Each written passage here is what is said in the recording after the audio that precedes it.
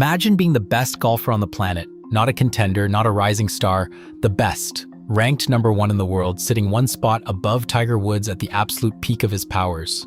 Now imagine that 4 years later you can barely break 80, that you've fallen so far down the world rankings that the computer almost can't find your name, that fans who once chanted for you are now whispering a single question behind your back. Whatever happened to that guy? This is not a story about a player who was never good enough. It's the exact opposite. David Duval was so good, so fast that when it all disappeared, nobody could explain where it went. Some blamed his body, some blamed his swing, some said he simply lost his nerve. But the real reason David Duval walked away from greatness is stranger than any of that. And to understand it, you have to go back to a 9-year-old boy, a hospital room, and the worst day of his life. We'll get there. But first, you need to understand just how high this man climbed, because the higher the climb, the longer the fall. In the late 1990s, there was a debate raging in golf that sounds impossible today. The debate was simple. Who is better, Tiger Woods or David Duval? That's not an exaggeration. For about 18 months, Duval didn't just compete with Tiger. He beat him.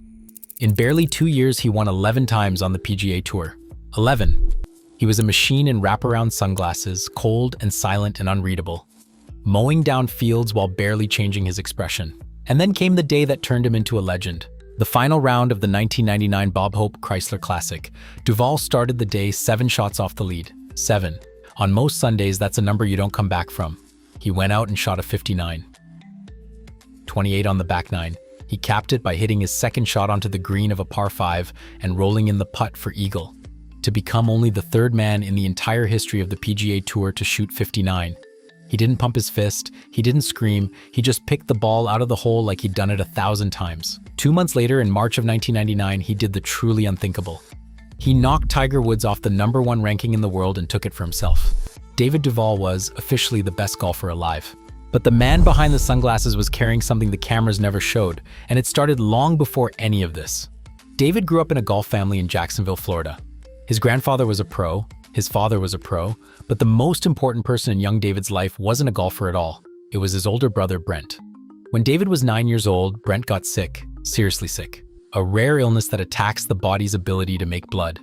There was one hope, a bone marrow transplant, and there was one person whose marrow was the match, David.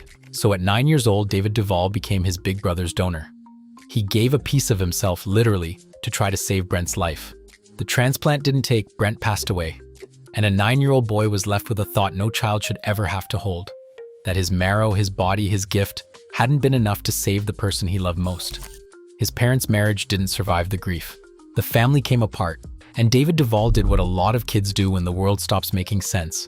He built a wall, he went quiet, he poured everything, every feeling he couldn't say out loud, into the one thing that would always give back exactly what he put in.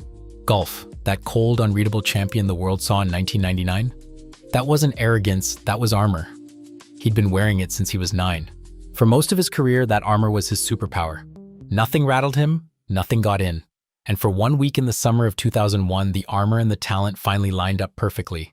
The Open Championship at Royal Lytham and St. Anne's on the coast of England. Duval had come close in majors before and let them slip, enough times that critics had started to call him a man who couldn't win the big one. The whispers were getting loud, so he went out and silenced them. He played 4 days of controlled, ruthless, mistake-free golf. And on the final hole, with the tournament already won, he walked up the fairway and finally let himself feel it. He took off the sunglasses, his eyes were wet. He lifted the claret jug, golf's oldest and most sacred trophy, as the Open champion. Won by 3 shots. He was 30 years old, he had the #1 ranking, he had the major, he had everything the game could give a man. And it was the last tournament David Duval would ever win. What happened next doesn't have a clean explanation, and that's exactly what makes it haunting.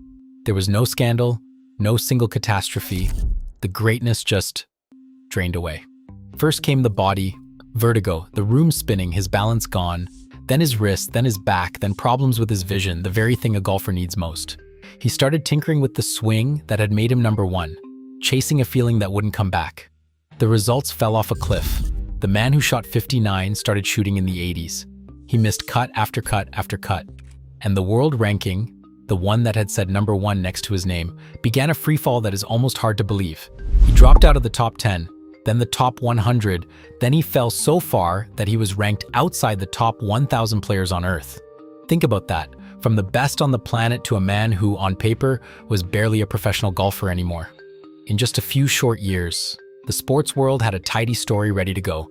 Tragedy, collapse, a cautionary tale about a talent that burned out, the golfer who had everything and lost it. But here's the part that the stat sheet can't show you. The part that changes the whole story. Because while David Duval was losing his golf game, he was finding something he'd been missing since he was 9 years old. In the middle of his collapse, he met a woman named Susie. He fell in love. He got married, and almost overnight, the loneliest man in golf became a father to a house full of kids. A stepfather, a husband, a man with a full and noisy home waiting for him every time he came off the course. For the first time in his life, David Duval had something that didn't depend on a scorecard, something that loved him whether he shot 59 or 79, and the armor started to come off. Listen to how he talked about it later, because it's the most important thing he ever said. He admitted in his own words that he was no longer sure he wanted it the same way. That the burning, all-consuming need to win, the thing that had driven a grieving little boy to the top of the world, had quietly let go of him. Not because he gave up, because he didn't need it anymore. The thing that had made him great was the same thing that had been hurting him his whole life.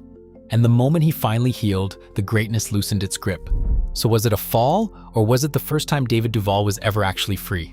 You can decide, but before you do, you need to hear about the 1 week the ghost came back. The year is 2009. By now, the golf world has completely written David Duval off. He's a name from the past, a trivia answer, a guy who used to be good. He arrives at Bethpage Black for the US Open as an afterthought, ranked somewhere out past the edge of relevance. And then, for 4 impossible days, the old David Duval walks back onto the stage. He hangs near the top of the leaderboard. The whispers change, people start checking their phones to see if it's real. On the final Sunday on one of the hardest courses in America, the man who couldn't break 80 a few years earlier is in genuine contention to win the US Open. He finishes tied for second. 2 shots out of a playoff. He didn't win, but he didn't need to. For 1 week, he reminded the entire world that the talent never actually left. It had just been waiting for a man who finally was at peace enough to let it out. Today, David Duval has the life that the #1 ranking never gave him.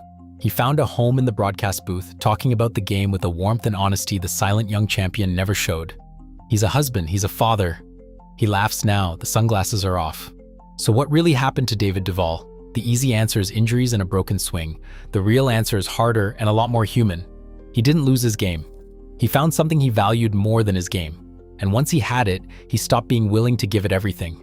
He spent his whole life trying to be enough. And the cruelest irony of all is this: the day he finally believed he was enough, exactly as he was the day he stopped being the best golfer in the world. So here's the question I want you to sit with. If you could be the #1 player on the planet, but it cost you everything that actually made you whole, would you take it? Or would you do what David Duval did and walk away the moment you finally found peace? Tell me in the comments, is David Duval the saddest fall in golf history, or did he win the only game that ever really mattered? I'll see you down there.